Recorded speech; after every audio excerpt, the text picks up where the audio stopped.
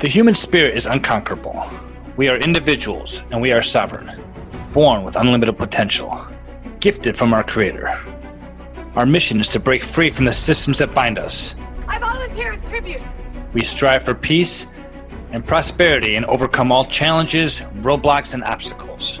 We are empowered because we think for ourselves and we act for ourselves. We are self-reliant and independent, but guided by the wisdom of those who share our values. What possible difference can I make? There is no government, no ruler, nor ideas that are able to stop us. We are driven to succeed because we seek political freedom, financial freedom, and spiritual freedom. It's all for nothing if you don't have freedom.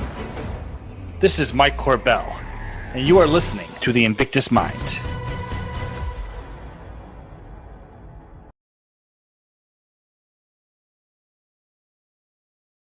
Well, hello again, everyone. Welcome back to another episode of the Invictus Mind podcast. This is your host, Mike Corbell, and I'm happy to be back and again bringing you another interesting story of people becoming unconquerable. If you are checking us out for the first time, this is the place where we discuss how to position ourselves for political freedom, financial freedom, and spiritual freedom. As always, I'll be having a conversation with someone who I believe is on that path, and we will be discussing what they did to realize their own potential in this increasingly difficult and changing world. Joining me today is a fellow I wanted to talk to because his story is one of adaptability to change and resistance to oppressive forces. He was recently featured on a Tom Woods show where he told a remarkable story of his departure from law enforcement because of the unlawful and oppressive restrictions due to COVID-19. He has since begun an entirely new career and proven to be a successful coach to help others do the same. He is, of course, from Alberta, Canada, and is agreed to join us today. I'd like to welcome Adam Schneider. How you doing, Mike. Adam? It's so good to be here, man. I'm really excited to talk to you. Awesome. Yeah, you know, you and I have been friends on Facebook for probably the last year, and I had really no idea what you did professionally until you were on the Tom Woods show, and I really thought that was an awesome episode. But as Michael Malice says, you know, it's a failed podcast, so hopefully we'll get more exposure to hear your story on this show. Oh, man. Yeah, I love that little joke. But to be honest with you, Tom Woods has actually been responsible for a lot of the success that I'm seeing right now. And I don't want to make him embarrassed. I know he doesn't like being praised about this, but it's just the truth. Tom Woods has basically been the instrument of a lot of the success that I've got right now. And I'm not ashamed to say that. He's a great guy. Absolutely. I think Tom Woods has brought more people to liberty than, you know, a lot of other people have since the days of Ron Paul. So definitely one of my favorite podcasters to listen to. You bet. So, I agree. Well, you know, the story that you shared was very interesting to me because, like I said in the intro, it was a story of adaptability to change.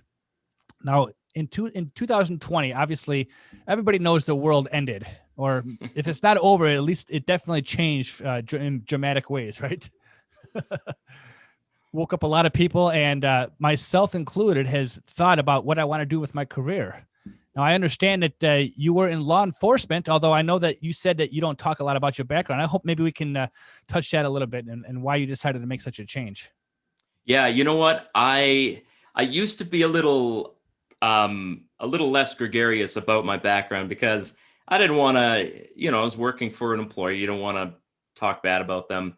And I have nothing bad to say about where I worked before coming here. I just decided that I didn't want to be ordered to do things that violate people's rights. And there's more to the story than that, of course. I always knew that I was going to be leaving law enforcement because I knew that it was always supposed to be temporary. I didn't really want to be a cop as a career because I wanted to do a whole bunch of different things. You know, I at one point I thought I wanted to be a teacher. I thought I wanted to be a politician. And, you know, now I'm a businessman, which is definitely not something I actually expected to be, but it's always been in my blood. But in 2020, I saw the writing on the wall that nobody likes cops. It's not an honorable career like it used to be. Police themselves are just becoming disillusioned with their own careers. And rather than wait for me to get in trouble because I'm way too outspoken and, you know, get fired or something like that, I was like, you know what? I feel like this is a good time to just leave. So in October of last year, I mean, it started before that, but I've been selling for a long time online, and I could talk more about that. But in October, I just told my employer, I was like, "Hey, it's been a good 15 years. I'm out." And they were amazed, shocked. They're like, "What? Really? I mean, these jobs are hard to come by. Everybody wants these jobs." I'm like, "Sure, okay. Well, give it to one of them then." Mhm. I don't know why anybody would want to join law enforcement in 2021. You gotta, you wander around with a mask on day, for 12 hours a day.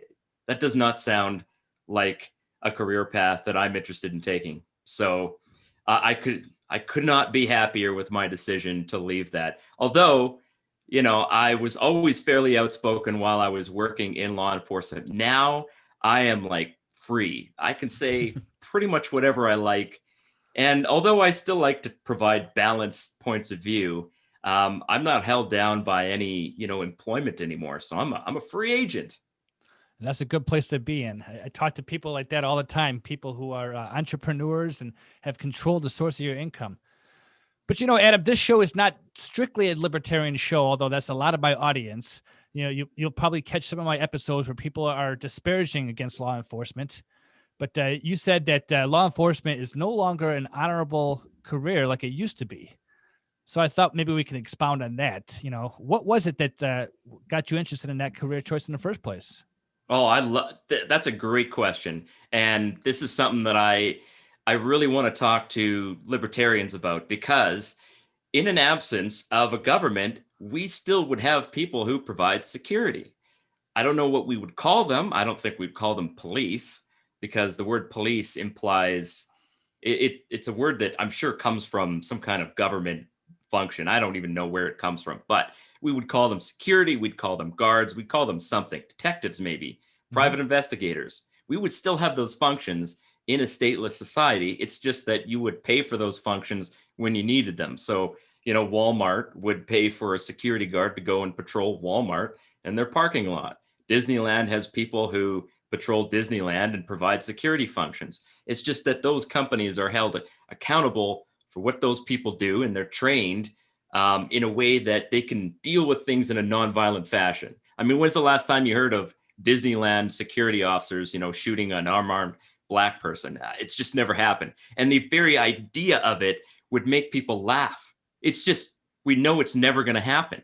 And Mhm. yet, Disneyland literally has private police who are probably quite well paid and well trained patrolling their area. And the reason that I wanted to be in there is because I have a strong sense of justice.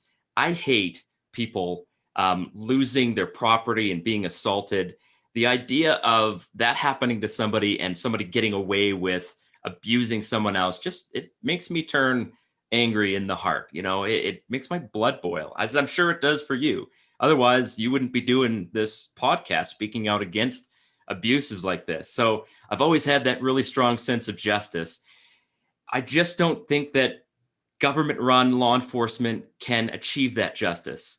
And the reason is that the incentives are all wrong. The government sets up the rules and they hire the enforcement people to enforce the rules. So you don't have any control over which rules they tell you to enforce. So in the beginning of the pandemic, March of 2020, we were all just sitting there, just doing our job, whatever, right? And then all of a sudden, the provincial government of Alberta says, "Okay, you guys are authorized to, enforce these health regulations." And there was only two of us. I look at my partner. I'm like, "I'm not doing that." Mhm. I'm like, so we'd get these complaints of, "Oh, there's teenagers riding their bikes too close together." I don't. Are you serious?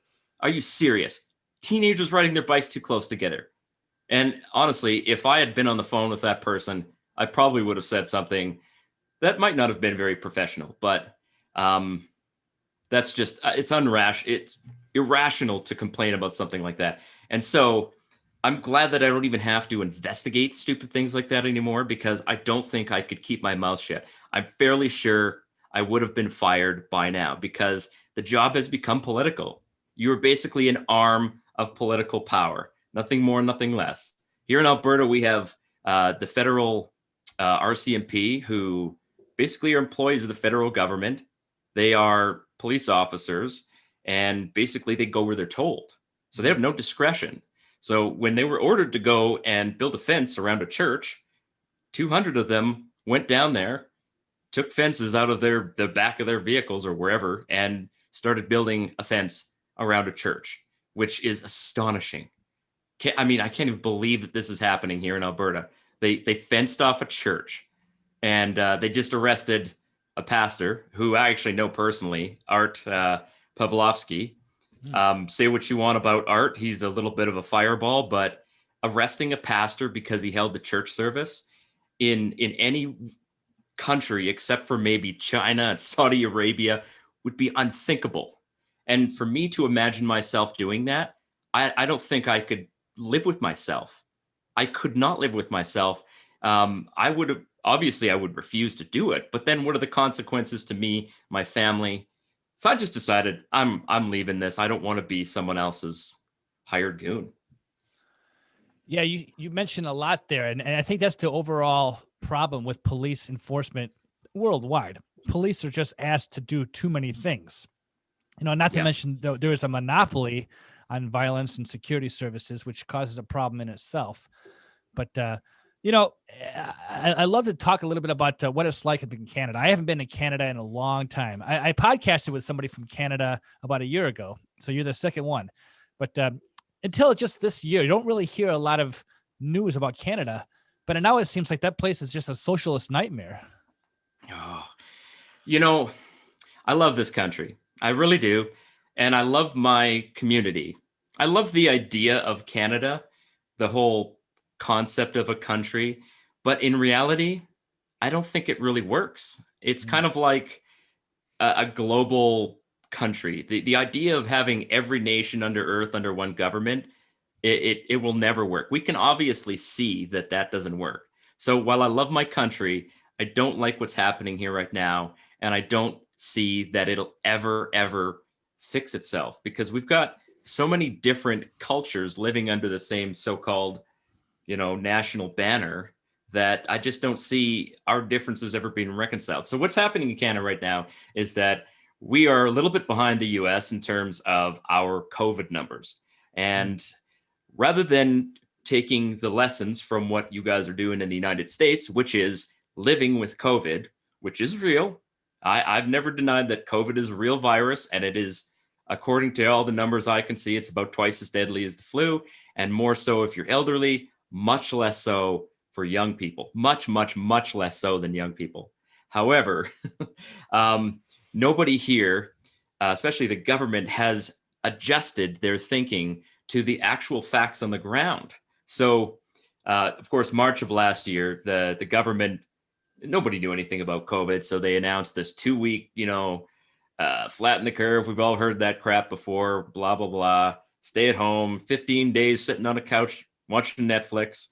And everybody's like, well, your grandparents stormed the beaches of Normandy, so you can't sit on the couch and watch Netflix? Yeah. See how that turned out? Yeah, I'm sure. Honestly, I'd rather storm the beaches of Normandy than deal with these clowns. Or maybe one of the less dangerous beaches there. Anyway, so we didn't learn any lessons. We didn't learn any lessons from our own experience. So the lockdown ended in about June. And by ended, I mean it was slightly lifted. So we could go and get haircuts again. You were allowed to go to restaurants, sit down. But then they started putting in mask mandates everywhere. And the summer was fine. No summer camps, no fun stuff, just kind of warm weather, which is always nice. And that's when I started to kind of take matters into my own hands. And I'm like, all right, well, everything that I wanted to do that was fun has been canceled. So I guess I got to make my own fun. And honestly, I thought, okay, after the summer's over, they're going to end this. So the summer went by and cases started going up again. And unbelievably, people are claiming that because they ended some of the restrictions in May, it caused the surge in October. So apparently COVID waited for like 4 months before it resurged, which is just scientifically illiterate beyond words. But that's what people are saying. And the government themselves they have a little chart that it shows this is where the restrictions ended. And you can see that case. And there's a little gap there that's actually just 4 months long. And they only make it a tiny, anyways, deceptive. But we tried the same thing again in December. So in December, they put us under more heavy restrictions, closed the gym, closed everything. Kids went home from school for 3 weeks, and cases started to drop way down in January and then surge again. So obviously there's some seasonality going on here. There are forces beyond anybody's control or even our knowledge as to what's going on. And all we're doing is like Don Quixote, we are jousting with windmills. We are taking a donkey and we're picking up our lance of lockdowns, and we're trying to fight invisible dragons with weapons that just don't work. So I have no faith in government. We have a conservative government here in Alberta. Alberta is very conservative and we're very rebellious. And we kind of fit well with Saskatchewan, which is a little bit to our east, and not so well with British Columbia, which is to our west. They're more of a coastal elite kind of people there, although there is, quite a mix there. They have kind of a warm part and a cold part, if you depending on where you are relative to the mountains. I love BC, but man, their government sucks. So honestly, the Western provinces don't even have the same culture. So I don't even see us forming our own country. I think every province could break up and we'd still have the same problems we have now. So individual liberty is what I'm shooting for. But conservative governments have been an utter failure, just an absolute failure. The two worst governments in Canada are Ontario and Alberta. Both of them are conservatives, and even the federal Conservative Party has said nothing, not a word about the lockdowns, not a word about the hundreds of thousands of Canadians out of work, the doubling of overdose deaths, the weight gain in people. 42% of adults in Canada have gained 29 pounds. That's not going to be without consequence. That's a direct result of being shut in your home for, 23 hours a day. And no good is going to come of this. I mean, we have socialized medicine here, and that's been their excuse the whole time. Although I know that was the same excuse in the United States. They're like, well, we can't overwhelm our hospitals. But we don't have any politicians in Canada who actually have any guts whatsoever. They're all gutless. And it's been utterly disappointing. Well, I suspect that the same challenges you're facing in Canada are the same in the United States, or likewise for just about every country with a bad government around the world. We do have some governors. I don't live in a state with a good governor, if you want to, have that word be any kind of measure. There was only 2 states in the United States that did not lock down. Of course, we all heard about the state of Florida and Ron DeSantis, and of course, up in a little closer to you, South Dakota. Yeah. But, I live in Chicago, Illinois, and we have a blue Democratic governor, and it's just it's crazy. But I'm like the only one out there challenging the status quo. I get nasty looks all day long. What's obviously you have a diverse culture in Canada, and it sounds like you have the same problem that we have here in the States. And I hate this word, the Karen factor. I like what my brother from Florida likes to say, that we call them Yankees, the busybodies who think that they can rule your life. What's that culture like up there in Canada? Yeah, I've heard the term Yankee, and I always thought it meant someone from like the Northeast or something like that. I don't know. Canadians do have a pretty good grasp on American politics, but sometimes the term Yankee is beyond our ken. So it's kind of like the Smarties we have up here. You guys know nothing of that. But yes, we absolutely do have way too many people who they're cheering this on. And realistically, there is no way that the government would continue doing this without their little cheerleading squad. So of course, Alberta actually had a fairly socialist government, a provincial government, for 4 years. And it was a number of factors, mostly because the last conservative government before that was awful. They were awful. And so people didn't want them to be there. So they gave the province over to the worst possible party, the New Democratic Party, which is basically like the Democrats if the Democrats were doing cocaine all day long. So not great. Got us into about $30 billion worth of debt in a province of only 4.3 million people, which is not good. Of course, we've gotten in much more debt than that. So it almost feels like we'll go back to those days. I'd be happy to go back to 30 billion in debt.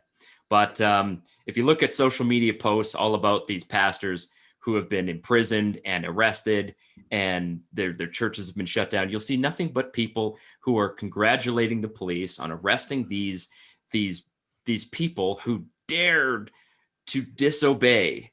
Nobody ever offers any actual evidence that these churches are dangerous. I mean, Pastor Art's church, Art Pavlovsky's church, he has like 20 people there. It's a very small building, and I don't know, maybe it's more like 30, but 30 people. There is no danger in 30 people meeting once a week in a building with, any kind of ventilation for an hour. It's just the danger is so minuscule that you couldn't measure it if you looked at the individual numbers down to the 10th decimal place. There's no danger. And yet they're treating this like Art is going out and throwing Molotov cocktails at cars that pass by. People's impression of the actual danger is so far beyond the actual facts. It is just unbelievable. Here in Canada, we have something called the Charter of Rights and Freedoms. But there's a problem with the charter, and I'm sure you might have heard this when I was talking on the Tom Wood Show, but Section 1 says that the rights in the charter are subject to reasonable and demonstrable limits as prescribed under law. So reasonable and demonstrable, and I might have that backwards, it's supposed to be something that you test in court. And we have thousands and thousands of cases where lawyers will bring charter challenges, is what they call them. They're challenging a law under the charter and saying, this is unconstitutional. You can't do this because the charter says this. So they'll have arguments on both sides. One side will present its case, and the other side has to present evidence that this doesn't violate the charter. The onus is on the other party to prove this doesn't violate the charter. No such case, no such court challenge has ever been mounted. We have been here a year, literally holding people hostage under threat of being arrested, being thrown in prison, huge fines, $2,000 fines, and not a single court case has ever been taken to actually challenge whether this is constitutional or not. And that is unbelievable. But I know it's happened in the U.S. too. You had a governor there who Tucker Carlson asked him, and he's like, hey, doesn't this violate the Bill of Rights? And he said, well, that's above my pay grade, right, which is unbelievable. I mean, you are in charge of the government and the Bill of Rights is above your pay grade. Mm-hmm. So it is pretty clear to me that these petty dictators, they really do believe that they can just do this and get away with it. And unfortunately, they have been proven correct on that because just so many people have been driven into a blind panic over COVID, which, I mean, obviously there's danger to people from COVID. I never ever have said, and no reasonable person has ever said that COVID doesn't have some risks attached to it. But those risks are very, they're in certain areas of the population, things that we can protect, elder care facilities, right? So I'm not going into any elder care facilities. Why do I have to wear a mask at the grocery store unless you're bringing the entire population of the old folks home to go shopping? Mm-hmm. And don't do that if you're planning on doing that. So we have lost the ability to look at danger and say, this is less dangerous than this. And I blame the media and the state. Mm-hmm. It's basically the same thing at this point. Well, yes. And I think it comes down to the education system, although I don't know what it's like in Canada. I suspect it's the same as the United States, where they just indoctrinate you to follow the rules and don't question authority. And since that is the mindset of most people, they don't even realize, again, it's not it's not even a law that was passed. It's a recommendation or an unconstitutional executive order that were passed by the governors of these states. And so when people tell you, oh, well, it's a law, you have to wear a mask, it's like, no, it's not a law. It's just an idea. But we live in this world where you guys follow the CDC guidelines, or do you have like your own health ministry up there? How does that work? Well, we don't have a CDC. We have Health Canada. But honestly, we don't have, a spokesperson. Well, we do have a spokesperson for Health Canada. Nobody really pays attention to what she's saying. It's almost like every province is sort of reinventing the wheel themselves. We're not looking at what other provinces and other states and other countries are doing. It's almost like we're just insulated from everyone else. And that is a problem in and of itself, because we do have some very good examples of regions that have not followed lockdown policy and have done very, very well. And if you would ask, the premiers and say, hey, what do you think about Texas lifting all of their mandates and the cases went down? What do you make of that? And Florida doing the same thing in September of 2020. And they might say, well, there's all these variants of concern. And I would say, well, half of the cases in Florida are variants. So your concern is null and void. Mm-hmm. But we act as if that's not happening. And at this point, I've given up on a political solution. I don't believe that there is a political solution. We do have a Libertarian Party in Canada. And Tim Moen, who is the leader of the Libertarian Party, I've spoken with him. He's a great guy, but he's just one guy. And we do have some other political parties. We have quite a few third parties here in Canada. The control of government does tend to shift from the Liberals to the Conservatives and back again, depending on how the wind blows. But we do have quite a few third parties who get actual, positions in government. So it's a fair bit different from in the U.S., where libertarians haven't had much control in government, except for maybe at the local level here. But here in Canada, we do have third parties, but the Libertarian Party is really small, and their voices are almost buried. We don't really have any major cultural figures who are effective in a sense like that. And I know I'm not blaming the people who are speaking out, because their voices are just being buried. Mm-hmm. But we do need some unity in our, if you're an anarchist, you're a minarchist, whatever you are, let's unite around this one thing. Let us all agree that the lockdowns have been awful. Let's start there.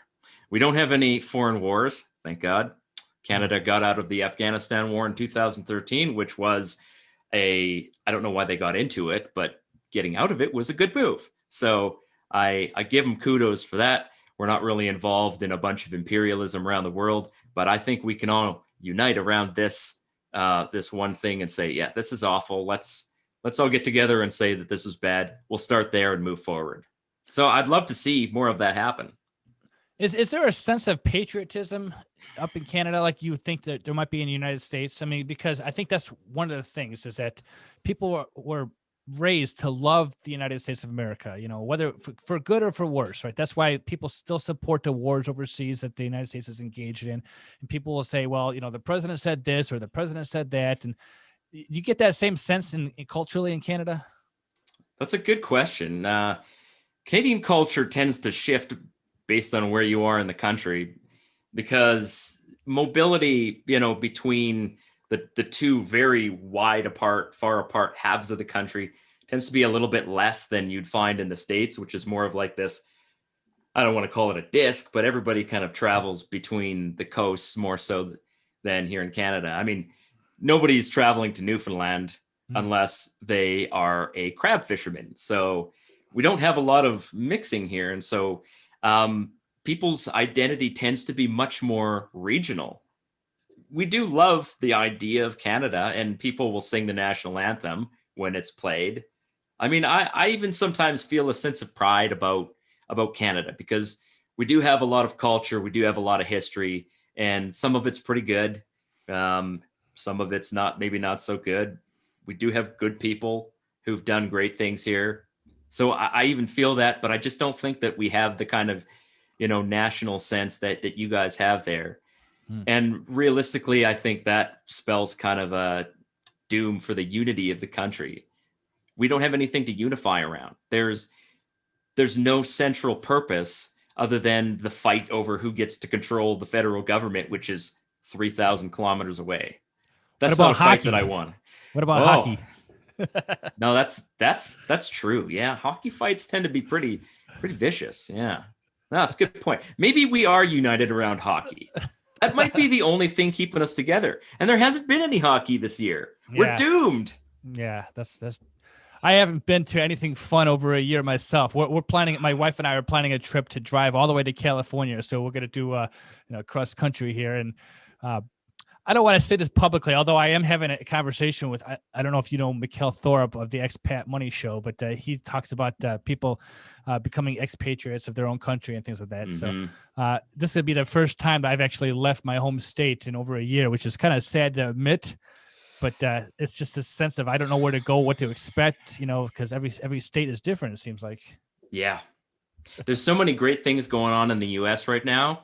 There's Pork Fest, there's Freedom Fest, and everything, all kinds of conventions and stuff. I'd love to go down there, but they won't let us out. And I'm not crossing the border and then quarantining for 14 days. I'm not doing that, especially not in some government hotel. Yeah, I was wondering how that works because I was planning a trip to Costa Rica, and we were supposed to go a year ago, actually May of last year, and then everything got crazy with the pandemic. But now people are leaving the country. How do they enforce quarantine you? So they just lock you up and take you away, and you have to put you in that place, or how does that even work? Well, that was controversial when it was first announced here, and the controversy has died down because of other more controversial things that have happened. But Canada has a special way of dealing with people who leave the country and then return. They literally force you into a hotel, which you have to pay for. Not only do you have to get, a negative COVID test before you leave the country that you're returning from, which, you know what, I could even see that as being a reasonable measure. But then when you get here, you are confined to a hotel, which you pay for, and you have to stay there. I don't even know how long it is. It's something like 8 days in the hotel. You can't go home and quarantine at home. So if you got a business or you got a family, good luck with that. So they're basically making it as miserable as possible to leave the country for no reason whatsoever. And yet we even still have, apparently we have COVID positive people coming in on flights all the time. So I have no idea how that's happening or why it's happening, but I hear this all the time. I shake my head at the absurdity of all these measures because, and there's even been some very controversial things happening in these hotels. A woman was sexually assaulted in one of these hotels by one of the security guards. So it's bad, and it's just not getting any better. I don't know when they're going to lift this. I want to go to Florida in October. So I want to see Tom Wood's 2000 show extravaganza. I have a personal invite from his mom. So I'd like to get down there. And if I have to quarantine, I will, but I don't want to.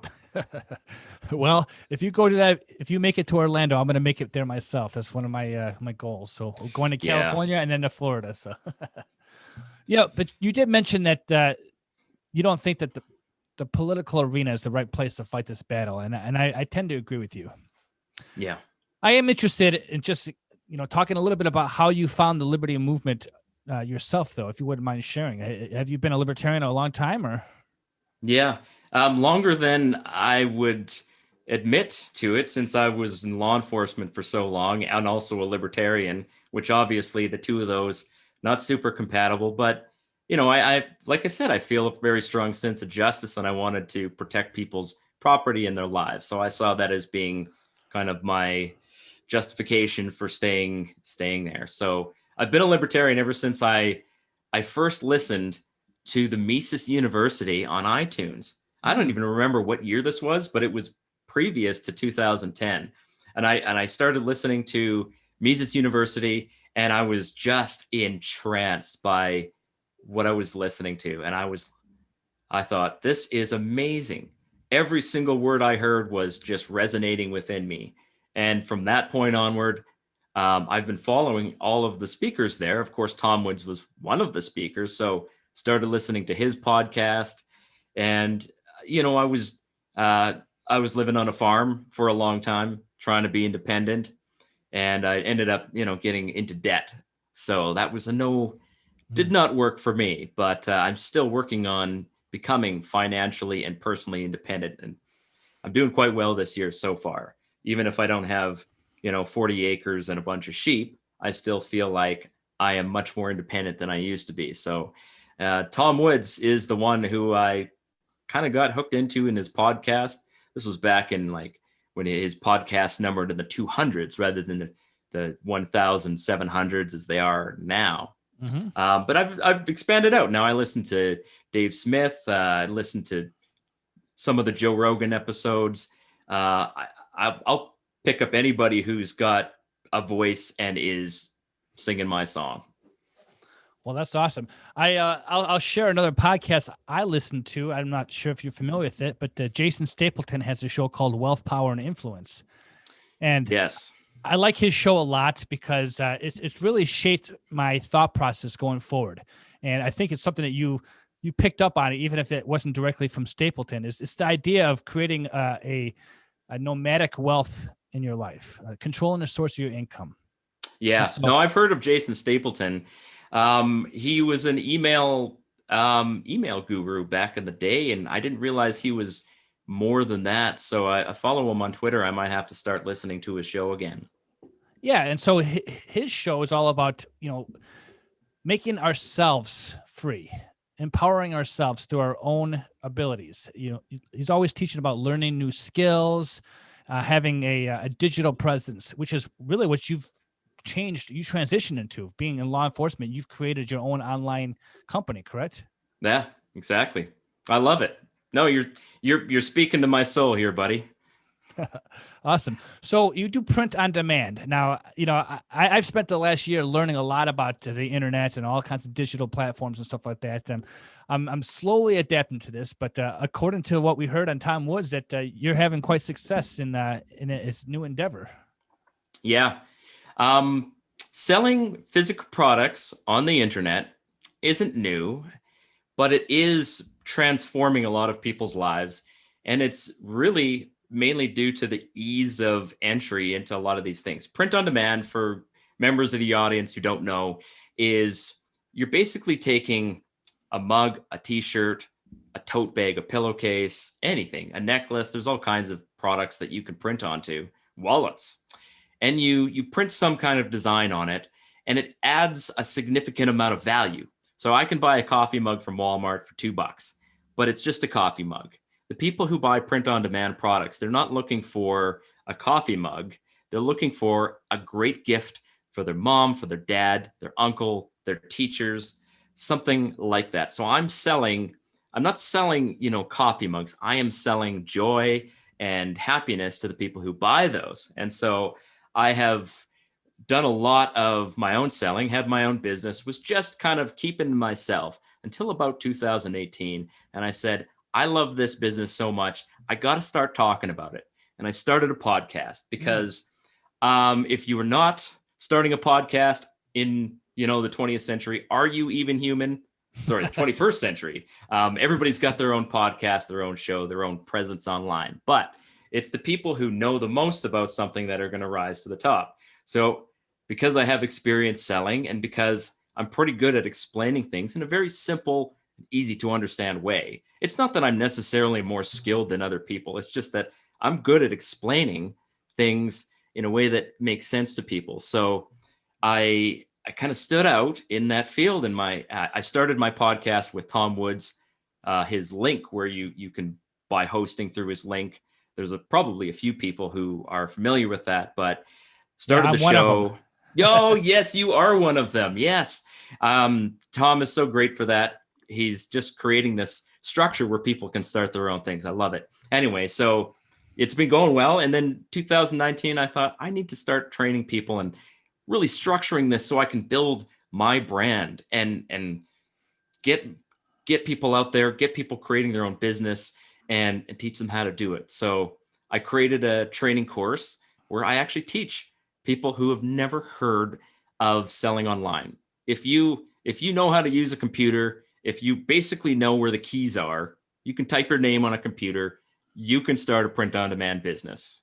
It is fairly simple to do. I mean, I'm not going to say it's easy, because nothing is ever as easy as it sounds. There's always some challenges to get through. But that's why I've created a course to get you through the challenges of creating a print-on-demand business. And Etsy and Amazon are both free to start using.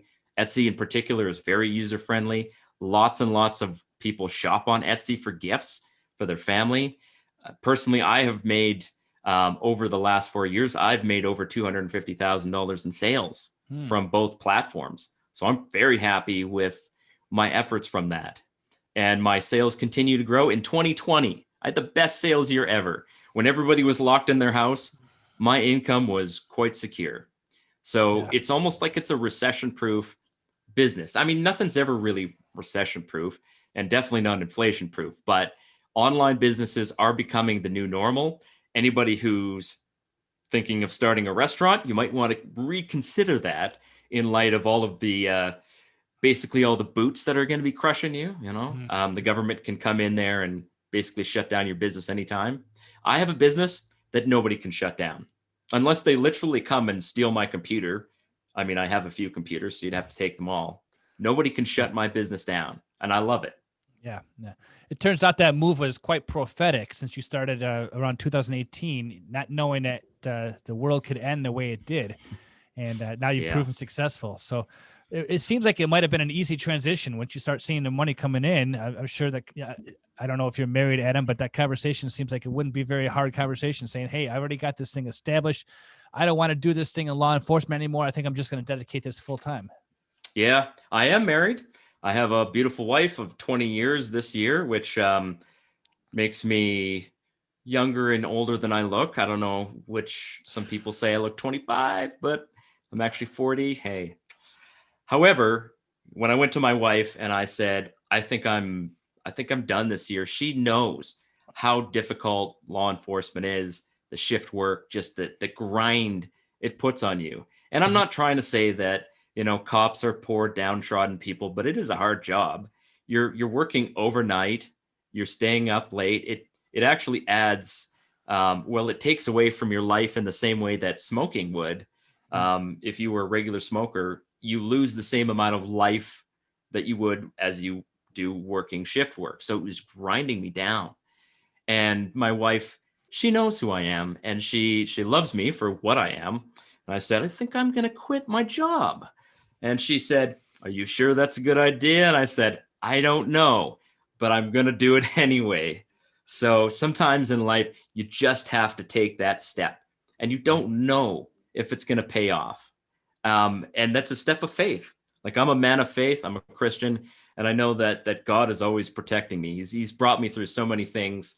He's brought me through alcoholism. He's brought me through health crises. And I said, this is the right thing to do. And I trust that it's going to work out. Even if it's difficult, even if I have to work more than I do now, I'm going to take this step. And it has worked out. Right. That's exactly why I invited you on the show, Adam, because I love hearing those stories of people taking chances, of risking everything and going into the unknown, but coming out victorious, because that's really the only way that we can get freedom. Yeah. I started saying that, with everything going on in the world, the unknowns that the government will place on our heads, you said the boot on our neck, that's very real. I have a conversation with my wife, and she loves when I talk about her, so I'll share a little bit here. She works in a restaurant. She's a waitress, and she was put out of work for 2 months, and she was just stressing out the whole time. And ever since June, she was able to go back. But I put myself in a position a long time ago where I am not able to be shut down either. And I think that's probably the best thing that people can do going forward. Even if you have a good career, you should start that side hustle. You should start, having options just in case, because we can see that overnight, for whatever reason that we have, or whether it's good or bad, everything could just end. Yeah. Oh, I'm glad to hear that you've done the same thing. You look at somebody and you might ask yourself, what do they do for a living? And, if I had to guess what you did for a living, I'd say that you look like an insurance salesman. Sorry. You've been listening to my show, haven't you? No. But yeah, having something on the side that you can rely on is important. And I used to, you may not think so, but I used to clean windows as a side hustle. I know I don't look like a window cleaner, but you actually make a lot of money cleaning windows. You wouldn't believe how many people hate cleaning windows. So even if you're not thinking of starting an online business, you need something that you can fall back on when the house of cards falls down. Mm-hmm. Mm-hmm. Right. So, I mean, I think that's you and I are similar kind of people there, Adam. That's awesome. So I was reading over some of the notes that you share with me. Most people, when I invite them on the show, I throw them a little prep sheet, and you had some interesting things that you put on your sheet here, and I really like some of the things that you mentioned. When you talk about not participating in the cathedral, what did you mean by that? Yeah. So I'm borrowing that term from Michael Malice, of course. If you haven't already listened to Michael Malice, you need to. Michael Malice is an anarchist. He's not necessarily affiliated with any political party, but he makes his way around some pretty high-end circles. He's been on Joe Rogan, and I don't know if he coined this term. I don't think he did, but he's kind of popularized it for me. The cathedral is the place where all of the elites and the government and the media, their voices echo between each other. So the cathedral is where all of these narratives get reinforced by the other people in the cathedral. And it's just like if you walk in and everybody's singing in the cathedral, they're all singing the same song. So it amplifies the voice, the narratives, the false narratives. And I can say that because they are objectively false. The notion that COVID is going to kill us all is objectively false. It is not true. Mm-hmm. The idea that we can lock down and save ourselves from COVID is objectively false. That is the cathedral. So when I say that I'm removing myself from the cathedral, I'm taking myself away from the influence of those people. So I'm making myself more, I guess, international in a sense, where, if something happens to my local area, I still have my income because I'm not relying on the people in my neighborhood around me. So I'm building resilience in my life, in my business, in my income. But at the same time, you need to be involved in your community in some measure. Mm-hmm. You cannot simply divorce yourself from your neighbors. I don't think it's healthy. So in a sense, I'm withdrawing from the media, and I'm becoming more involved in my local community, not the local politics necessarily, although there is some place you can actually influence local politics much easier than you can influence national politics. But just getting involved in your neighbors' lives, take care of their kids when they need it, help people out, give money to someone whose house burned down, be involved in your community, raise a family. And if you don't have a family, help someone else raise their family. Make life for your neighbors as easy as possible, because if things really happen, if there's ever like an actual gas shortage where there's no fuel, those people to your right and to your left, those are going to be the people that you rely on for literally survival. And if you don't know those people, if you haven't been putting into their lives, they're not going to give anything back to you. Mm-hmm. Mm-hmm. Very wise words spoken there, Adam. I give you a chance to plug anything that you have so people can find you, because I'm sure that you're coaching a lot of people with some practical wisdom from the libertarian angle, as well as what you're doing online. I appreciate that, Michael. So you can find me at salesondemandshow.com. That's the name of my podcast. I do occasionally talk about topics of liberty, and I definitely dunk on socialism as much as I can because it's pretty easy. It's kind of like, hunting fish in a barrel with C4. But mostly I talk about how to build an online business that you can do on the side, half an hour a day, an hour a day, whatever time you have to spare. You can build yourself an online business. I'm not going to tell you that it's easy, but it is fairly simple. And I have a training program that can get you through the hardest of the hurdles and get you selling much faster than I did. I had to kind of figure all of this out for myself, even though I had mentors around me. The training wasn't quite as advanced as it is now. So I've done everything I can to make this whole starting a business thing for you as easy as possible. You can find me there, salesondemandshow.com/start. Get started today. Here's where I throw most people into the fire. Adam, are you Invictus? Always. I love it. I love it.